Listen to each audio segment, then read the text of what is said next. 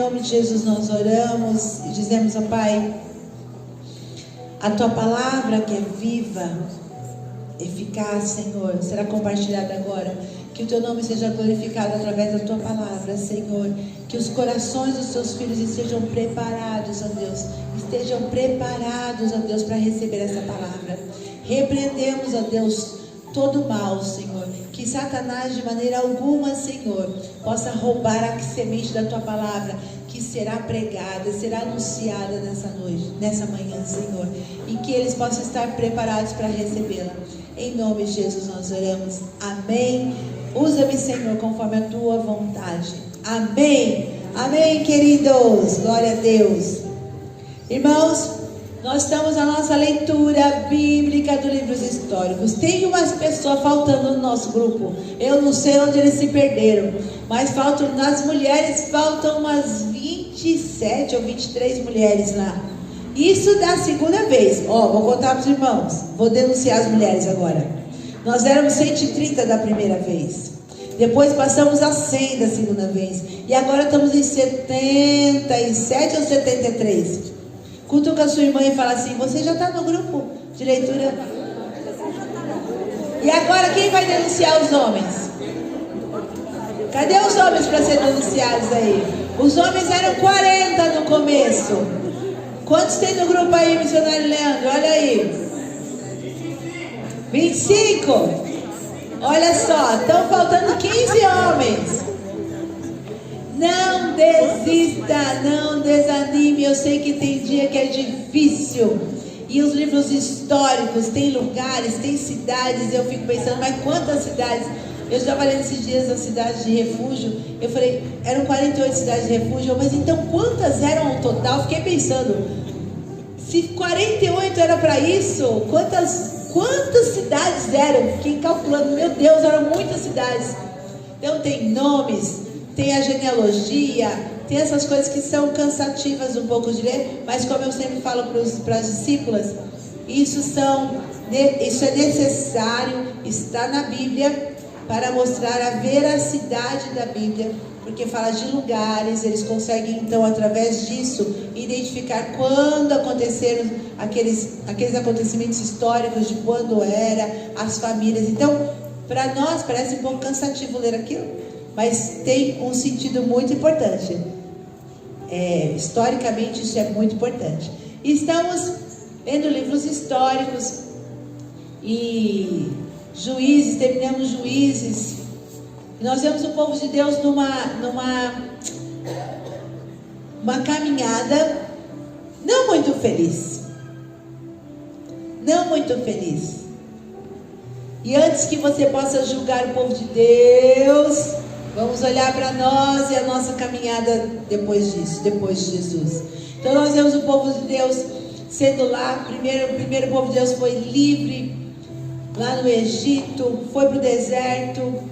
2 anos depois eles deveriam estar entrando na terra prometida, mas eles pecaram contra Deus, não creram.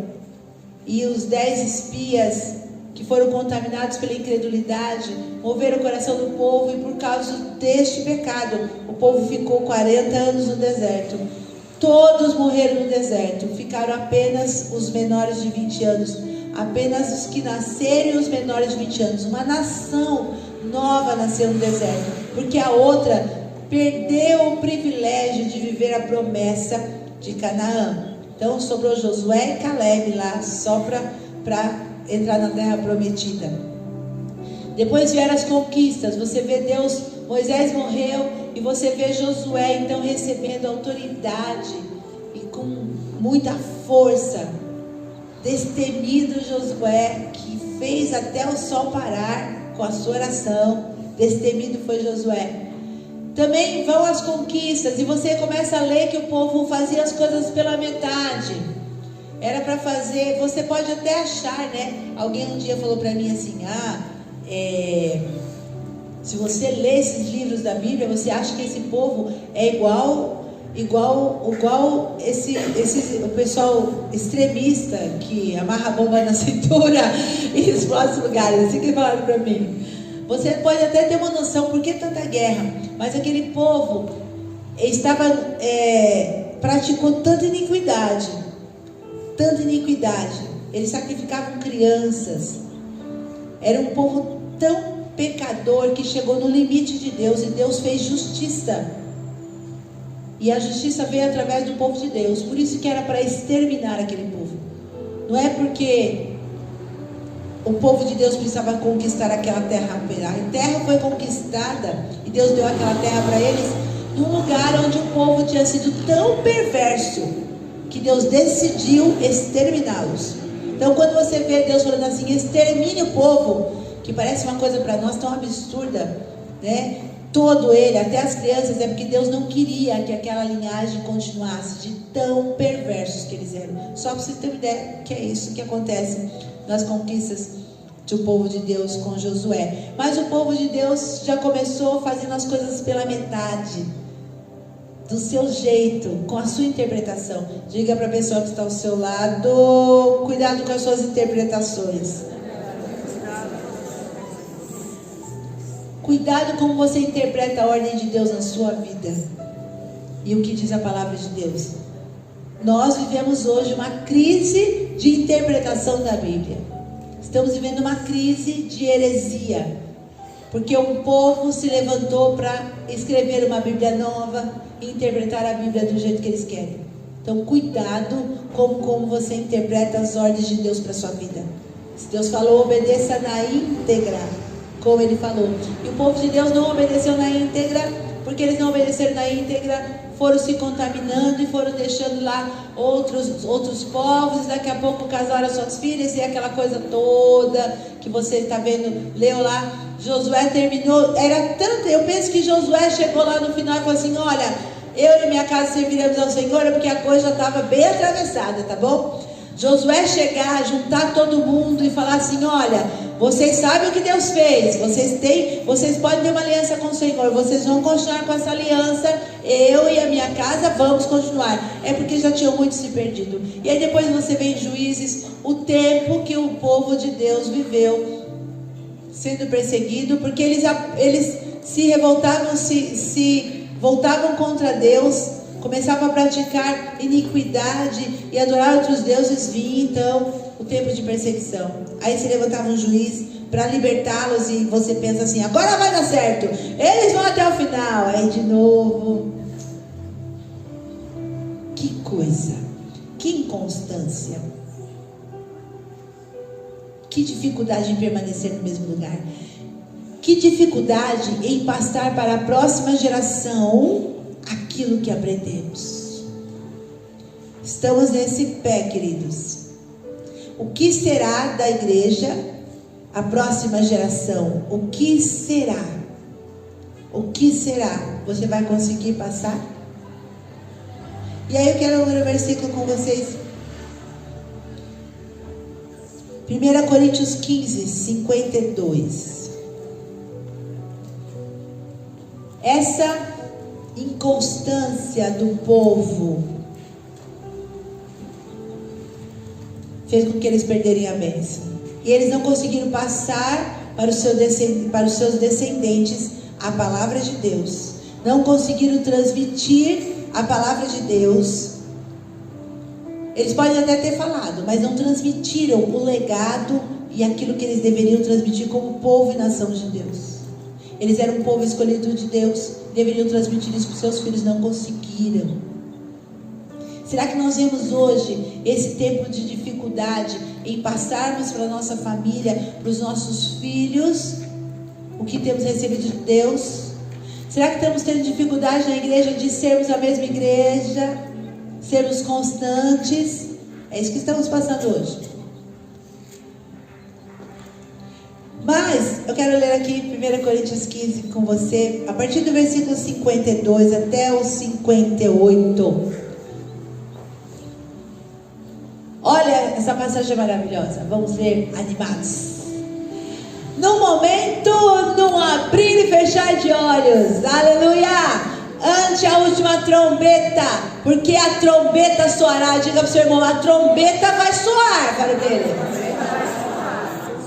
e os mortos ressuscitarão incorruptíveis, e nós seremos transformados. Aleluia! Porque convém que isto que é corruptível, o seu corpo, se revista da incorruptibilidade, e que isto que é mortal se revista da imortalidade. E quando isto que é corruptível se revestir da incorruptibilidade, falei certo, hein? Isto que é mortal se revestir da imortalidade, então cumprir-se-á a palavra que está escrita: tragada foi a morte na vitória. Aleluia! Quando Jesus ressuscitou, tragada foi a morte. Mas quando acontecer isso com a igreja toda, com todos, vai se cumprir essa palavra: tragada foi a morte pela vitória. Onde está, ó morte, o teu aguilhão? Onde está o inferno, a tua vitória? Ora, o aguilhão da morte é o pecado, e a força do pecado é a lei. Mas, diga comigo, mas, graças a Deus que nos dá a vitória por nosso Senhor Jesus Cristo. Portanto, meus amados irmãos, sede firmes e constantes, sempre abundantes na obra do Senhor, sabendo que o vosso trabalho não é vão do Senhor. Amém? Aplauda a palavra poderosa de Deus. Este dia está mais perto. Aleluia! Este dia está mais perto. Este dia está mais perto. Aleluia! E nesse contexto de 1 Coríntios 15, que Paulo fala desse momento espetacular em que a trombeta vai soar, e ele fala o que vai acontecer, e vão ressuscitar, e seremos transformados, e tudo isso, ele fala: portanto, meus amados irmãos, mantenham-se firmes, e que nada os abale. Sejam sempre dedicados à obra do Senhor, pois vocês sabem que no Senhor o trabalho de vocês não será inútil. Sejam firmes, constantes. E é disso que vamos falar hoje. Depois de eu passar esse histórico do povo de Deus aí, você percebeu uma coisa: que eles não eram constantes e nem firmes. E porque eles não eram constantes e nem firmes, eles perderam o direito de viver a promessa, morreram no deserto. E depois na época de Josué, dos juízes, eles viram suas famílias, perderam as terras, foram escravizados, não podiam ter uma vida digna, tudo porque eles não eram firmes e constantes. E é isso que estamos vivendo hoje. Por causa dessa modernidade, estamos deixando de ser firmes e constantes. E aqui Paulo fala tudo isso sobre arrebatamento. Então, presta atenção, para chegar nesse dia, para tocar a trombeta, se você estiver vivo, ser transformado, se você estiver morto, ressuscitado, você precisa ficar firme, constante. Precisa ser dedicado à obra do Senhor, crendo que seu trabalho não é vão. Existe uma decisão a ser tomada: que tipo de pessoa você será para poder viver o arrebatamento. E quando a gente fala de firmes, a gente fala de pessoas sólidas, firmadas na rocha da palavra de Deus.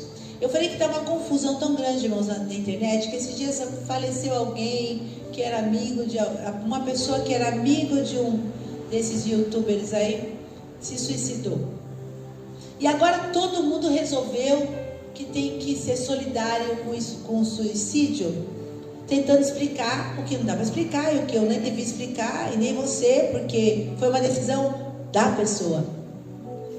Mas mais do que isso, eles começam uma conversa de que, porque esses cristãos arrogantes que ficam escolhendo quem vai para o céu ou não, tá uma confusão, né? Eu falei, quase que eu escrevi lá primeiro, porque eu não sou dessas pessoas que escrevem, mas eu quis escrever. Primeiro, filho, deixa eu já começar do começo. Se não tinha Jesus, já foi para o inferno. Porque agora nem isso estão questionando mais. É como se não tivesse mais essa questão de que se não tem Jesus, vai para o inferno. Não importa se é bom. Não importa que tipo de pessoa é, se não acreditar. Então daqui a pouco, eu estava pensando, daqui uns dias não vai ter mais essa pregação, porque essa pregação vai ser uma coisa que ofende as pessoas, ofende as outras religiões.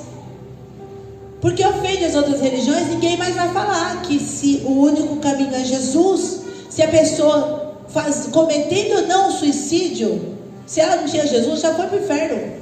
Se era suicídio ou não era suicídio. Eu comecei a olhar aquilo e falei, gente, daqui uns dias o pessoal vai estar falando para nós cristãos, vocês não podem mais falar isso, porque isso nos ofende a nossa religião.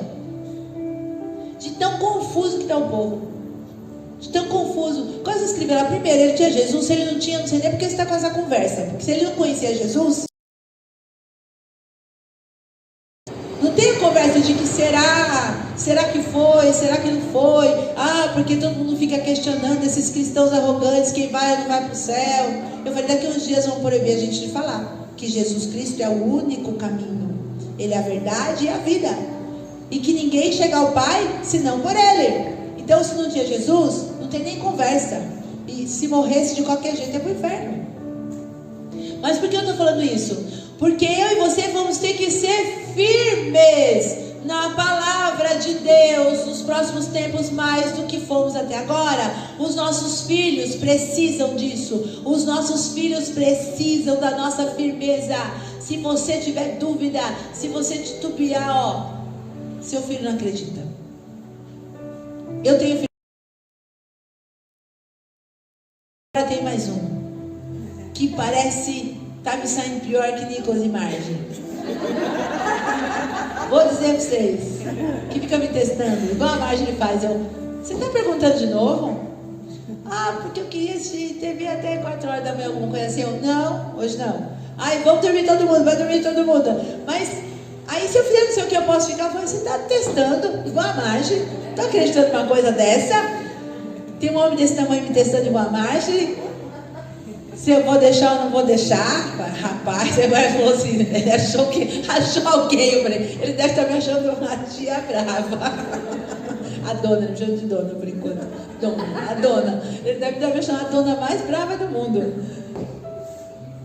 E eu sei que se a Marjorie, ela é igual, muito parecida com a Bia. A gente fala que a Bia deixou a miniatura dela em casa. E eu falo uma vez.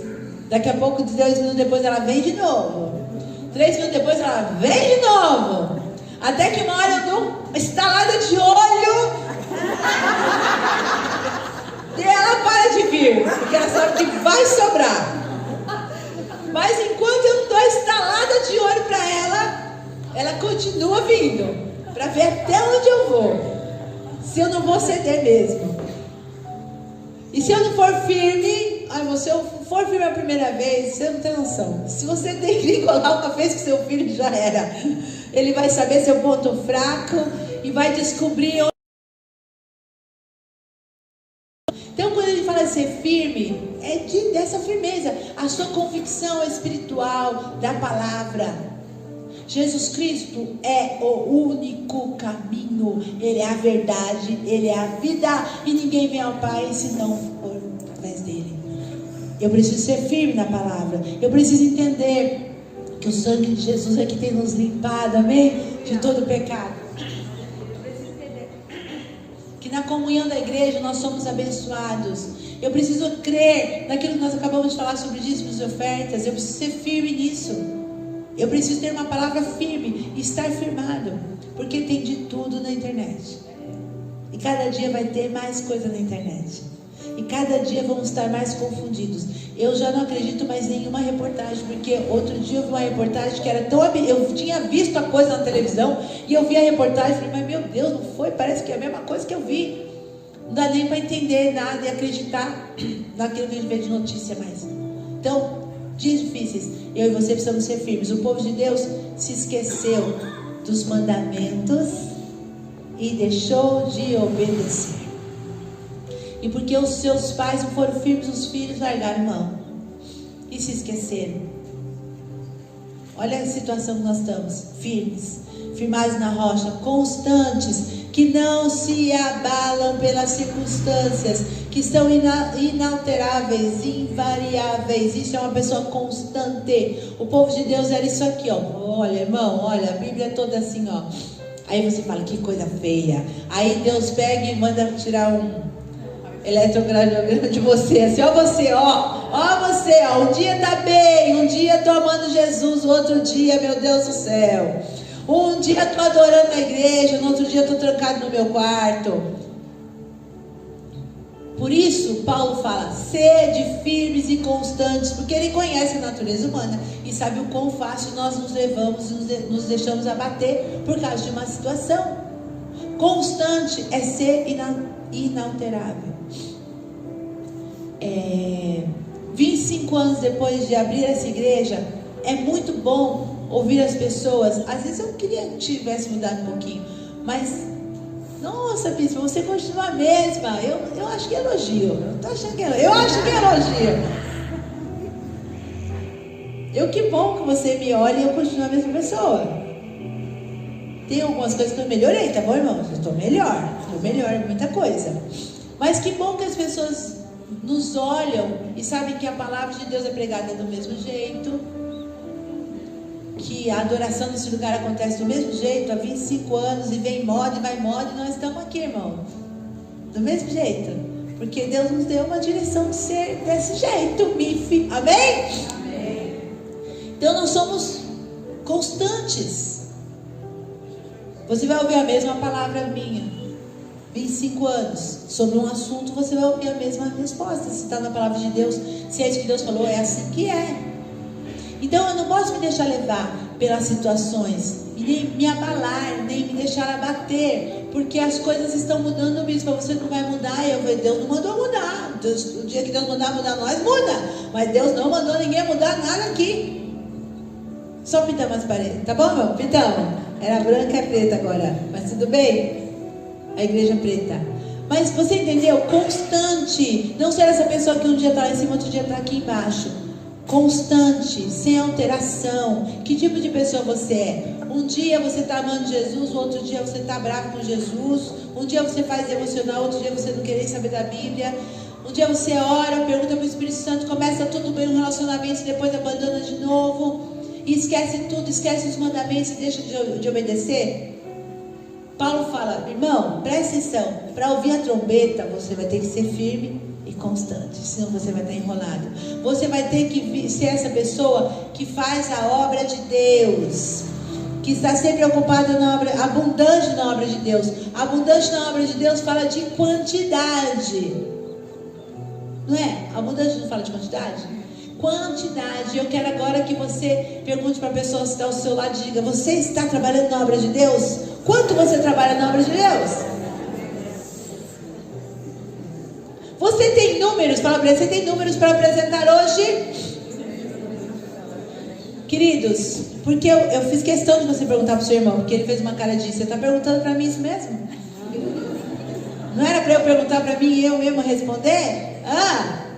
Vocês pensaram que eu ia falar isso, né? Pergunte para você mesmo e responda para você. Não, pergunte para o seu irmão e responda para ele. Tem número.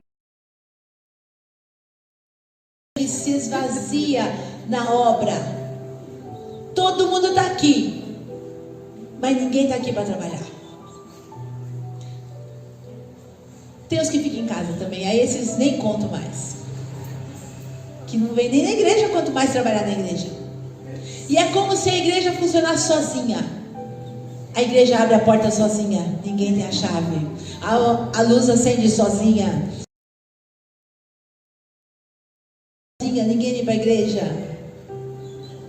Como se tudo, as crianças estão lá sozinhas, não tem ninguém dando aula para eles. Os instrumentos tocam sozinhos. A oração acontece na sala de oração sozinha, não tem ninguém. Tudo tem alguém servindo. Aplauda o Senhor pela vida dos que servem. Glória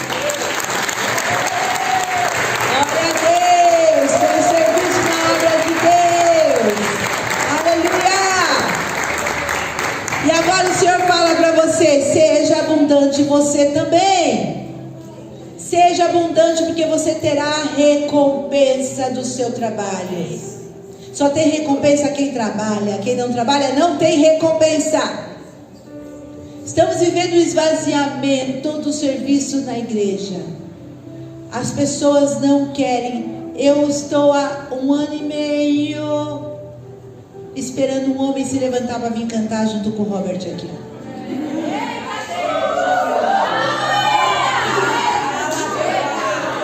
Estou esperando guitarristas, tecladistas, bateristas, para ter mais de uma banda formada e ocupar eles em outras coisas. Por que eu estou falando isso, queridos? Porque faz parte da obra de Deus servir na obra de Deus. Pergunte para a pessoa que está ao seu lado: quanto tempo faz que você não faz um evangelismo? Ele fez algum evangelismo alguma vez? Agora, líderes de célula, quanto tempo faz que vocês não fazem um evangelismo? Quanto tempo? Irmãos, é uma questão de hábito, de se programar. O último evangelismo que a gente fez, eu e a pastora Cilei e Beatriz, há um mês atrás, foi maravilhoso. E a gente fazia tanto tempo que a gente não fazia evangelismo assim sozinho, não. Mas o que? Estamos muito ocupados. Muito ocupados. E hoje o Senhor quer falar para você que você precisa se ocupar dessas coisas todas, você está ocupado em pensar em servir ao Senhor e ser abundante na sua obra. Porque para esse dia, para você conseguir chegar nesse dia em que a trombeta vai tocar, firmes, constantes, abundantes na obra de Deus é necessário também. Sabe por quê? Porque senão nós vamos nos perder. Se a gente não estiver envolvido na igreja, queridos, não estiver fazendo a obra de Deus, não estamos cumprindo o nosso papel, a gente se cansa. Parece, você pode falar, mas a gente não cansa mais trabalhando, bispa? Olha, eu sou a pessoa que digo para você que você cansa mais sem fazer nada. Eu descobri o que é procrastinação agora que eu trabalho na minha casa. Eu tenho um negócio para fazer que eu deveria fazer à noite, mas aí eu me lembro assim, amanhã eu estou aqui em casa mesmo, eu faço amanhã. E aí sabe quanto tempo está amanhã? 1 mês, 2 meses, que está amanhã.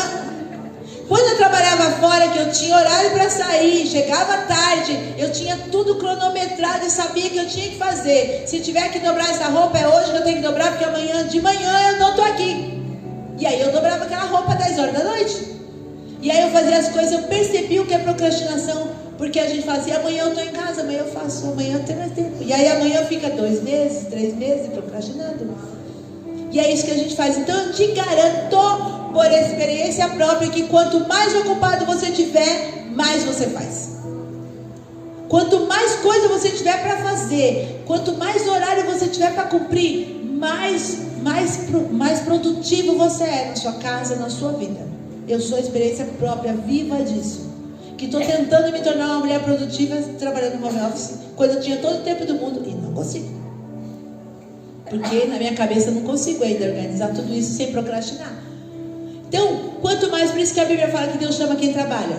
Porque quanto mais você trabalha, mais você trabalha.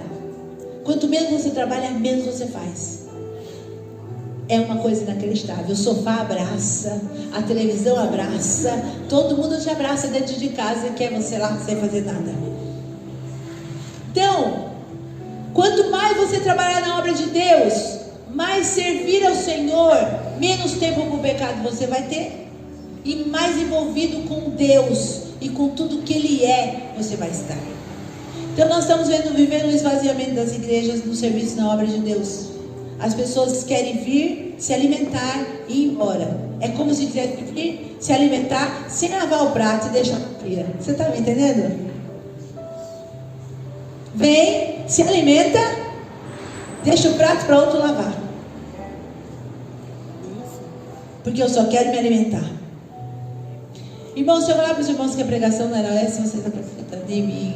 Essa não era a pregação, mas agora está nesse pé a pregação. É isso que Deus quer falar.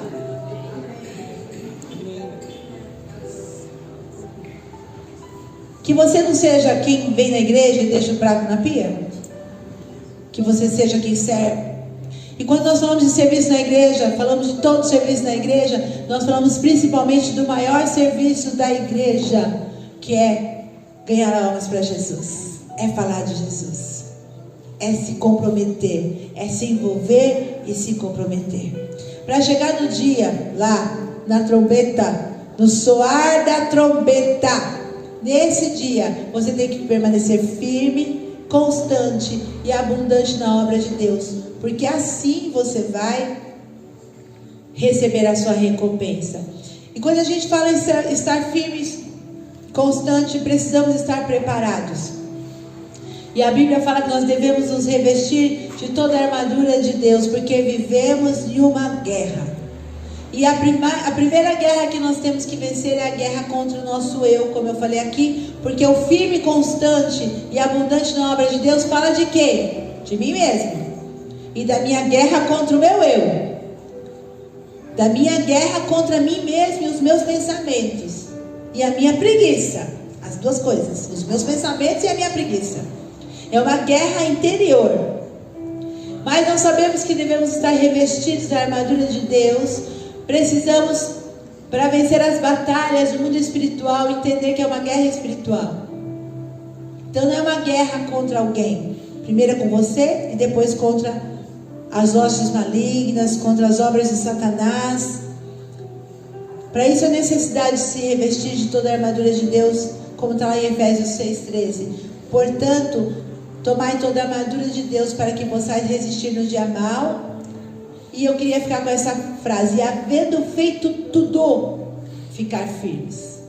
Então, firmes, constantes, abundantes na obra de Deus, para viver essa recompensa da trombeta. Amém? Homem natural que quer... Olha, irmãos, eu nunca pensei que a gente ia falar isso, mas o seu eu quer te prejudicar todo dia. Ele mesmo, todos os dias. O seu homem natural quer te prejudicar. Quer prejudicar o homem espiritual, porque ele quer tomar o lugar dele de volta. Essa batalha, a batalha espiritual contra toda a malignidade que nós temos vivido aí. E aqui fala: porque o dia mau vem, certo? Permaneça inabalável. Olha o inabalável de novo aqui. Olha o constante de novo aqui.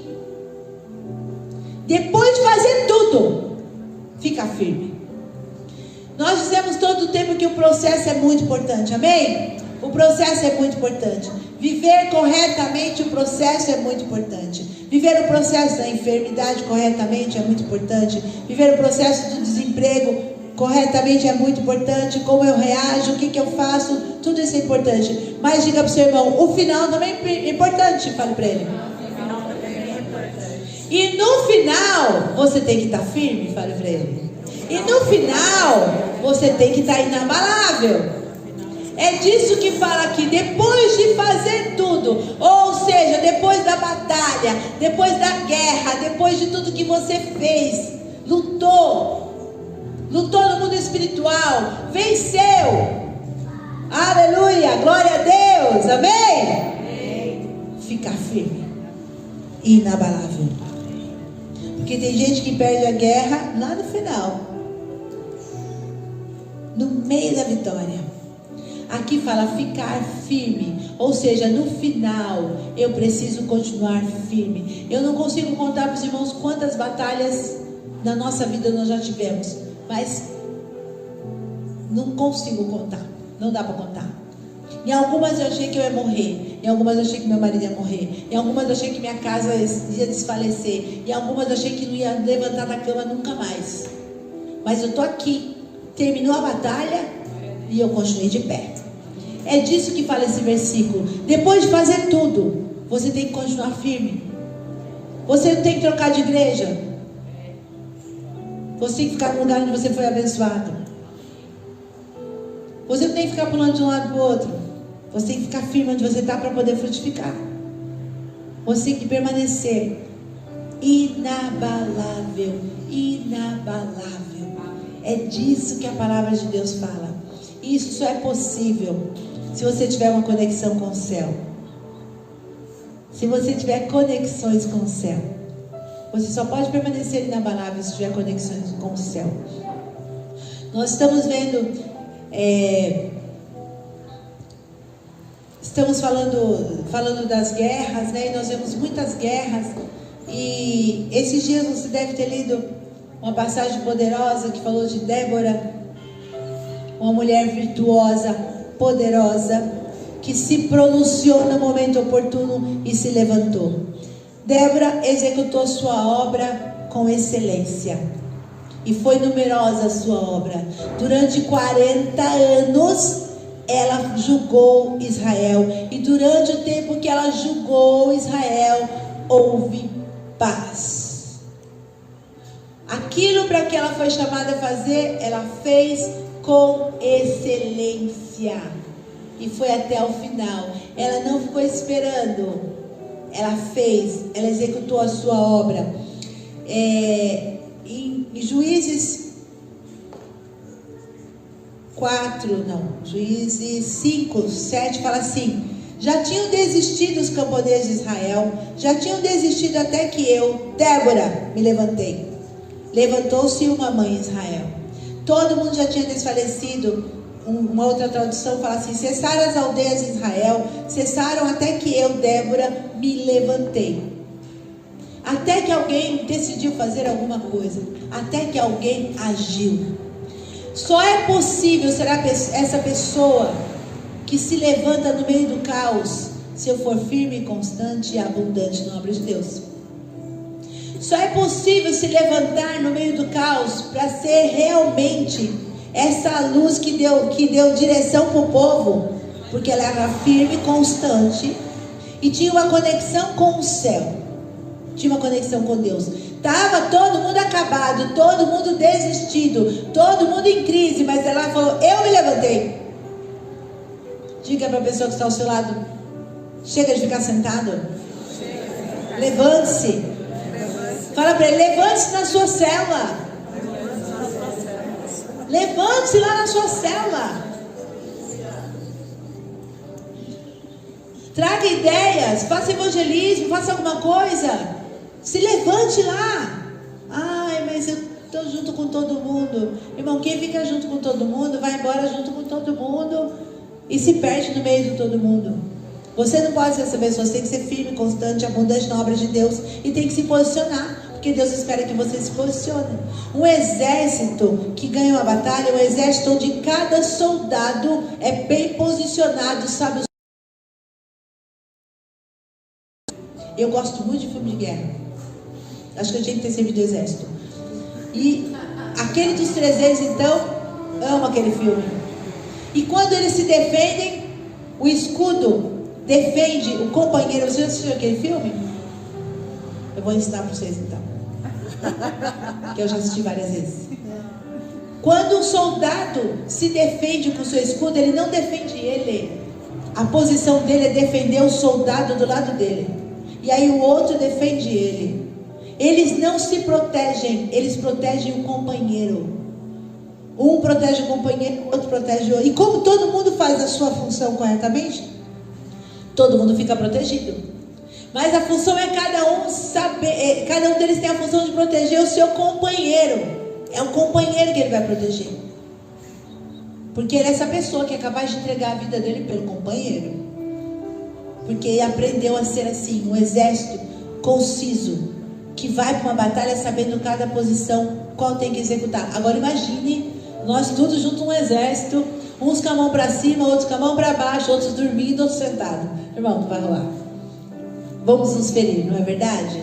Existe uma batalha e você tem uma função nessa batalha, no mundo espiritual, você tem uma posição nesse exército, nessa igreja, na sua célula, você tem uma posição e que você talvez não esteja executando. Não esteja sendo abundante na obra de Deus. É necessário que você se posicione dessa maneira. Débora se levantou. E porque ela se levantou, o exército do Senhor ganhou uma batalha de uma maneira maravilhosa que está descrito na Bíblia. Naquela época as mulheres não eram nem contadas. E Débora se tornou uma juíza. E Débora lá ficava debaixo da árvore, conta que ela ficava debaixo de uma árvore julgando o povo. Ela foi colocada no lugar de destaque porque ela se levantou, porque ela se posicionou.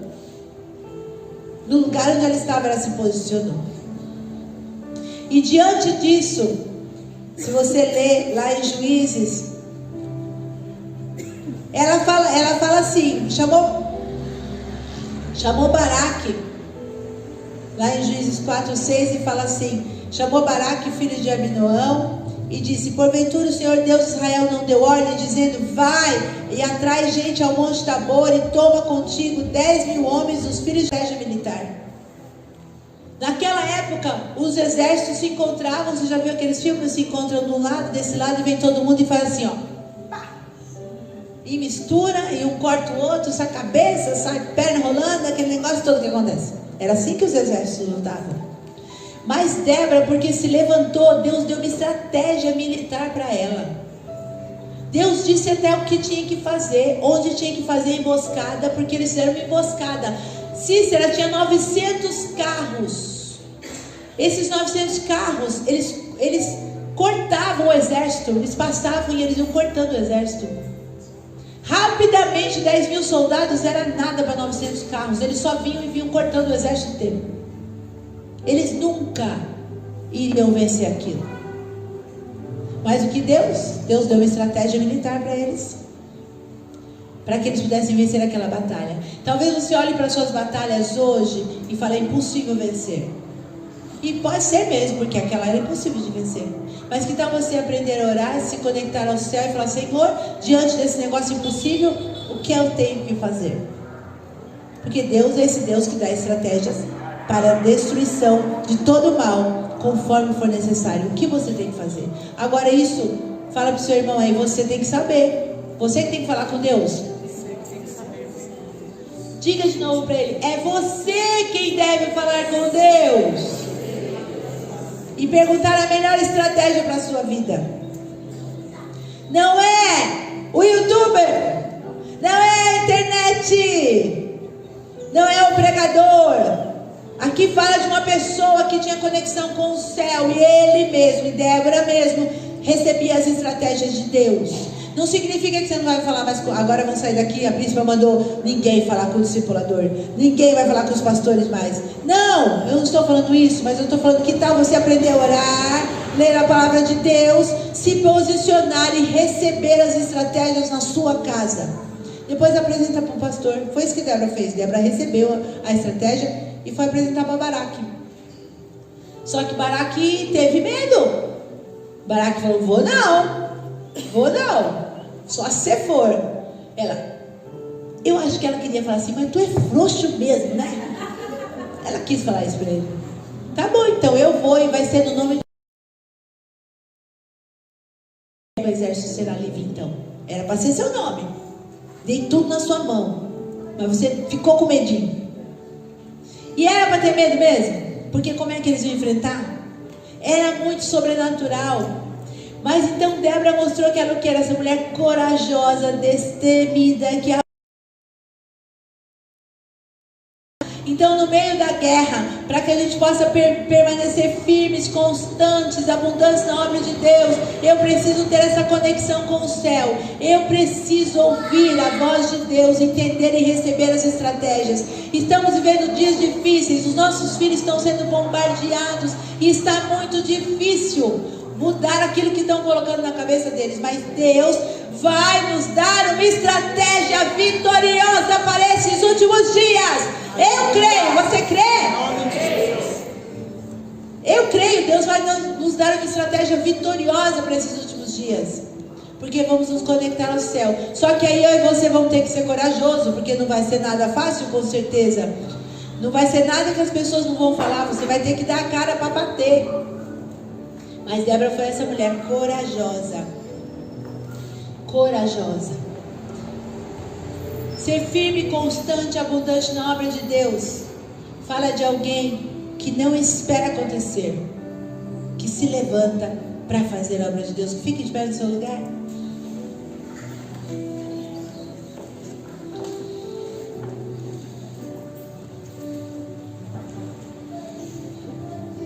Débora não esperava as coisas acontecerem. Ela foi levantada por Deus e agiu conforme o chamado que ela tinha recebido. Ela foi corajosa, destemida, e recebeu uma estratégia diretamente de Deus. Irmãos, por favor, parem de procurar as respostas que vocês querem ouvir na internet. Por favor. Eu, de vez em quando, vejo coisas na internet. Eu não fico muito tempo na internet, mas eu vejo, tem umas coisas divertidas, me divirto, mando para as meninas. As meninas sofrem comigo com as coisas que eu mando aí. Tem umas que sofrem com as coisas que eu mando para elas aí. Divirto com isso. Mas eu vejo tanta porcaria, tanta porcaria. E eu fico pensando como o povo consegue escutar tanta porcaria. E aí, eu tô com um problema no meu casamento. E eu acho que eu devo me separar.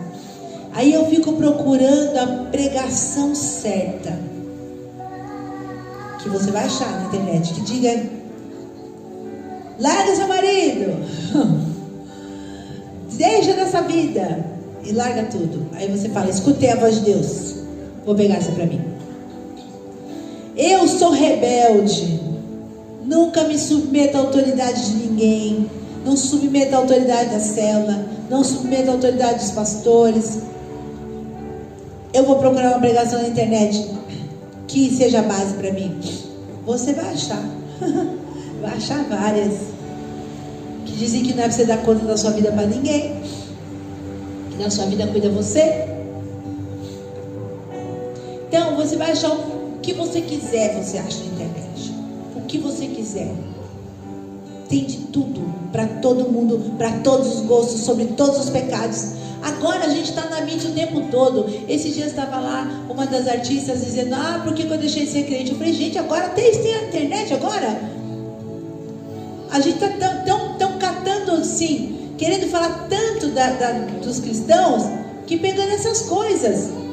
Eu nunca vi uma reportagem dizendo de alguém que deixou de ser católico.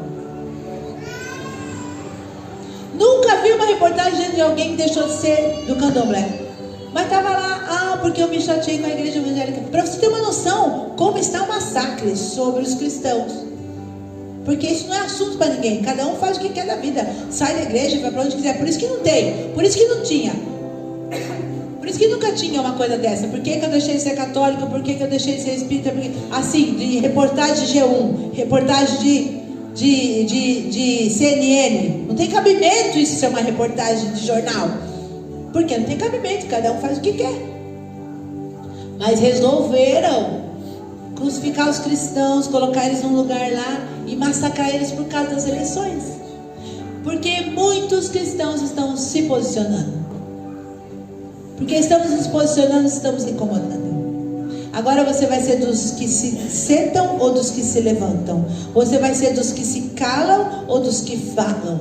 Você vai ser daqueles que não trabalham ou dos que trabalham?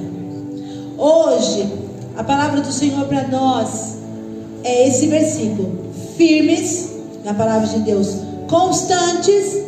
Não é um dia eu acordo bem, outro dia eu acordo chateado, um dia eu quero Deus, outro dia eu não quero Deus. Constante, no mesmo lugar, plantado para poder frutificar e abundante na obra de Deus. Sendo assim, teremos a recompensa de escutar o som da trombeta e sermos arrebatados, transformados ou ressuscitados. Como estamos lendo os livros históricos, eu dei aqui o exemplo de Débora, mas poderíamos dar o exemplo de muitas outras pessoas que se levantaram para resolver o problema de muitas outras pessoas. Débora resolveu o problema de uma nação. Durante 40 anos o povo de Deus teve paz naquele lugar, porque ela se levantou. Talvez a sua casa esteja esperando que você se levante. Talvez o seu marido esteja esperando que você se levante. A sua esposa está esperando você se levantar. Seu filho está esperando você ser firme. Talvez vocês estejam assim, apenas acomodados. E Deus está falando assim: se levante. Vai para a igreja. Trabalhe na igreja. Faça a obra de Deus. Pare de ser apenas aquele que se vem se alimentar. Faça você também acontecer a obra de Deus.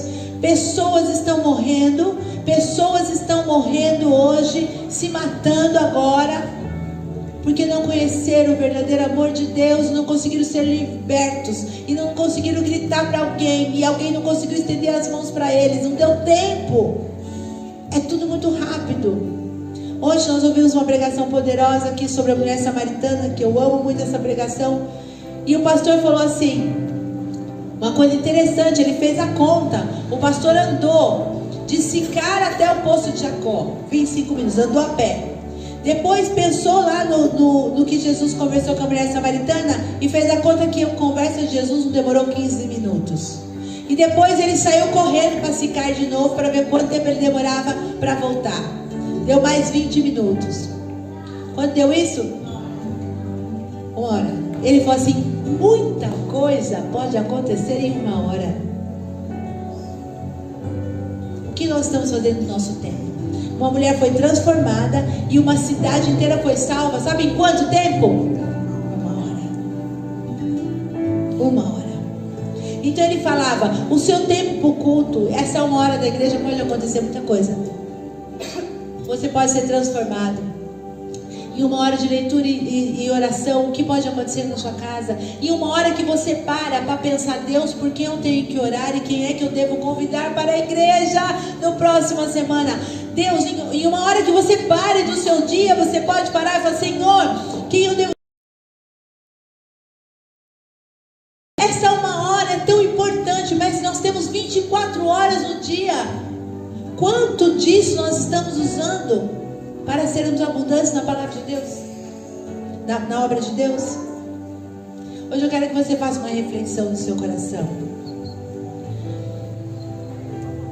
Deus tem chamado a igreja para um tempo novo. Precisamos disso. Precisamos mudar. Precisamos.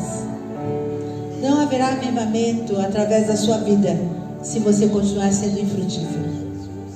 Outros serão chamados para fazer o seu papel. Mas parece que eu estou com tanto problema, bispo. Parece, então, sai dos seus problemas e venha servir a Deus. Seja firme, constante. Levante-se.